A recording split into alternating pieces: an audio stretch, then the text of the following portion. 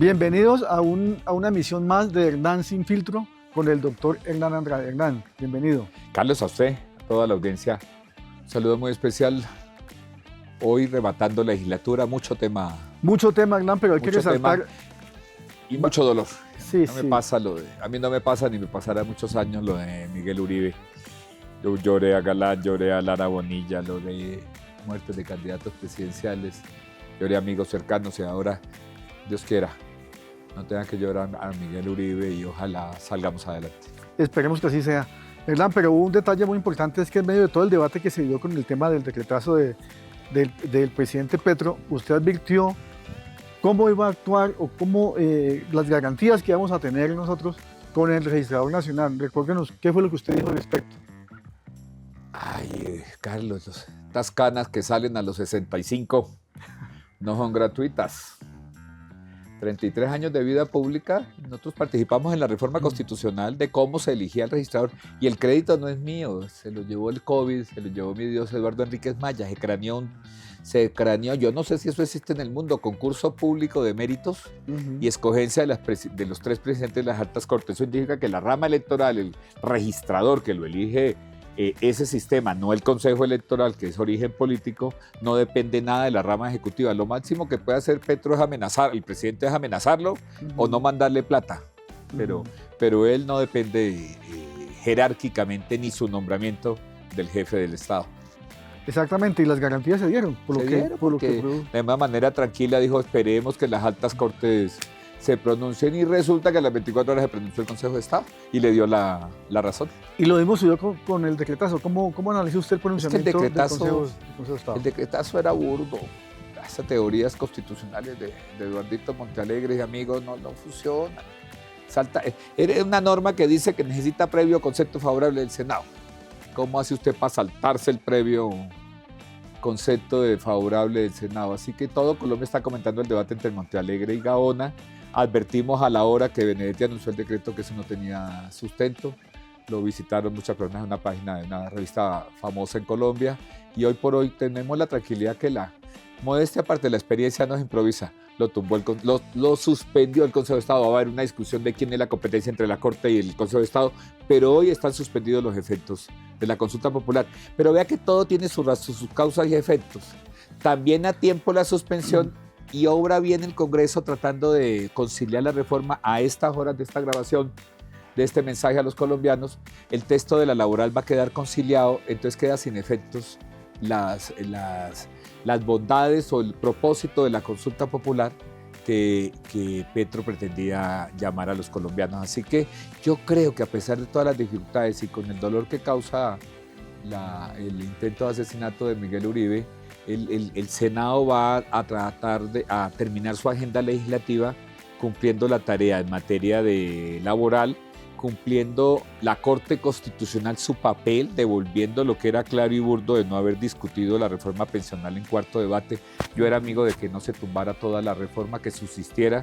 Se va a corregir en 30 días la discusión, conciliarán los textos Senado y Cámara y quedan 2 de las grandes reformas de Petro con modificaciones, no como Petro la señala, que tiene que ser lo que él diga.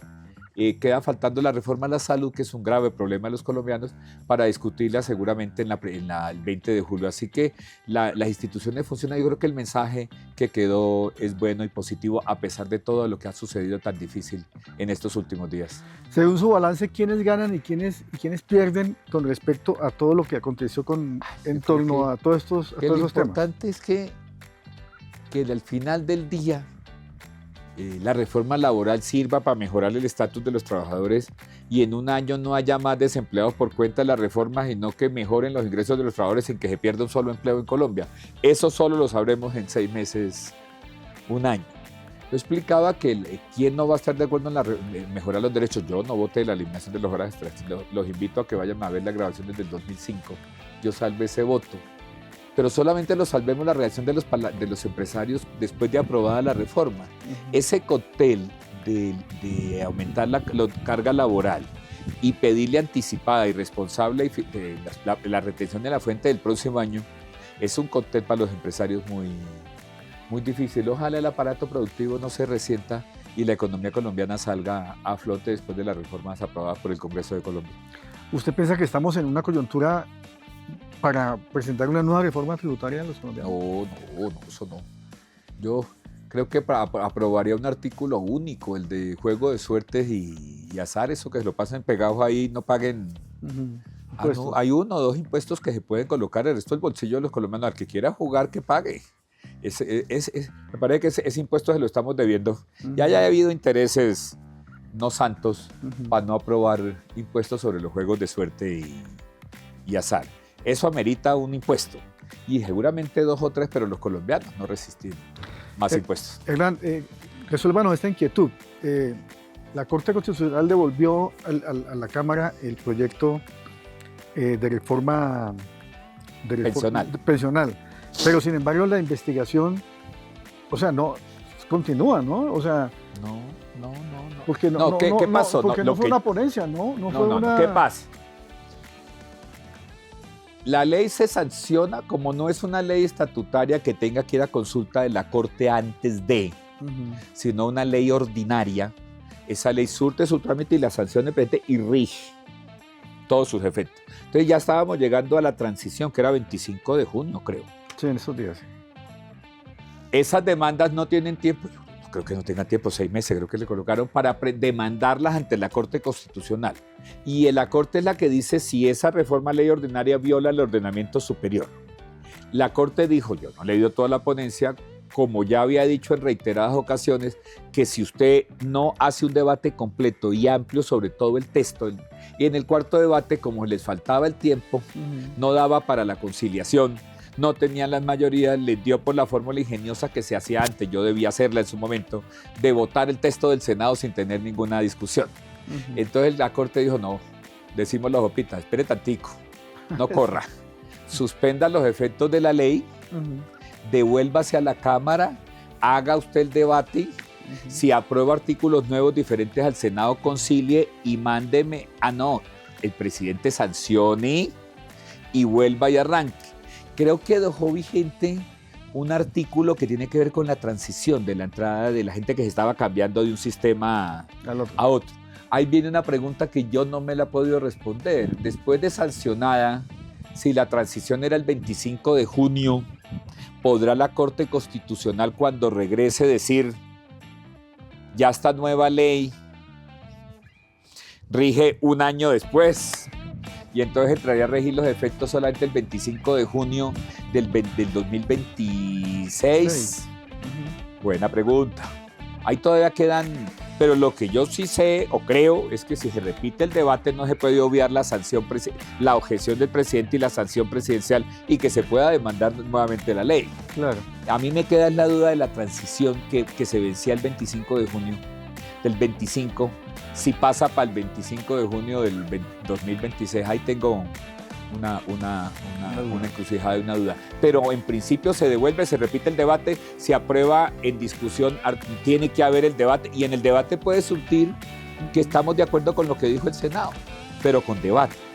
Si hay artículos diferentes, se concilia.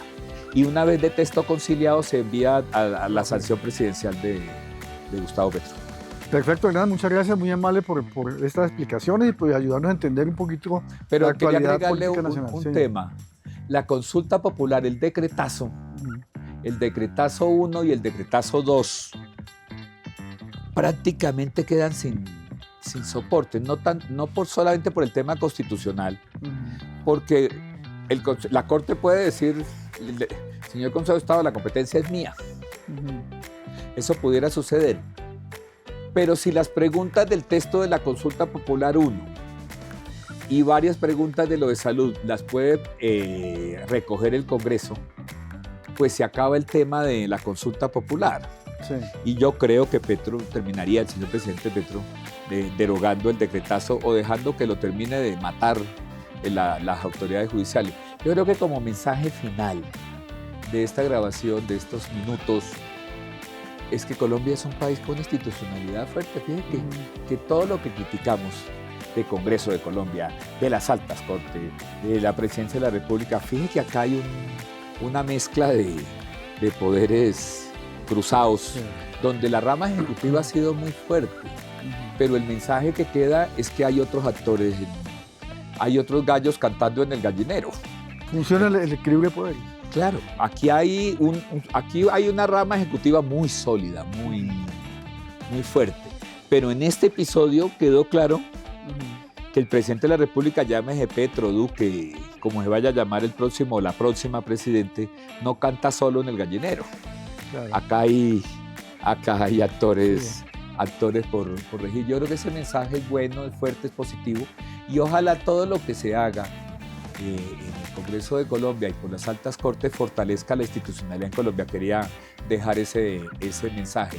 Fíjese que pese a todas las dificultades, al grado alto de desaprobación del presidente Petro, yo creo que las altas cortes y el Congreso de Colombia va a mejorar en el ranking de imagen ante el conglomerado social. Quería dejar ese mensaje, y creo que hoy se hace innecesario gastar el billón de pesos. ¿Quién gana? El gobierno gana.